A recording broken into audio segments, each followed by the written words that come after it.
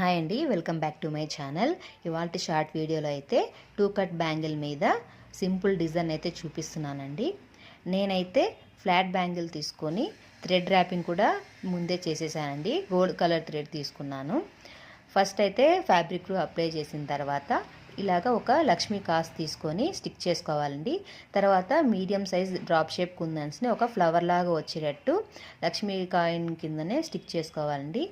తర్వాత దాని కింద ఒక కాస్ పెట్టుకొని స్టిక్ చేసుకున్న తర్వాత మళ్ళీ ఇలాగ డ్రాప్ షేప్ కుందన్స్ తీసుకొని ఫ్లవర్ లాగా స్టిక్ చేసుకుంటున్నానండి. ఇదే ప్రాసెస్ అంతా కంటిన్యూ చేయాలండి. సేమ్ ప్రాసెస్ రిపీట్ చేయాలి. నేనైతే డిఫరెంట్ కలర్ కుందన్స్ అయితే తీసుకున్నానండి.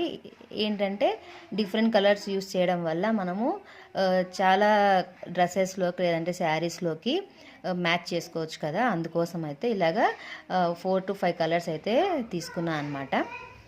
ఈ డిజైన్ అయితే చూడ్డానికైతే సింపుల్గా ఉంది, కానీ మనం ఇలాగా శారీస్ అలాగే డ్రెస్సెస్ దేంట్లోకైనా మిక్స్ అండ్ మ్యాచ్గా వేసుకోవచ్చండి. చూడ్డానికైతే చాలా ట్రెడిషనల్ లుక్ కూడా ఇస్తుంది.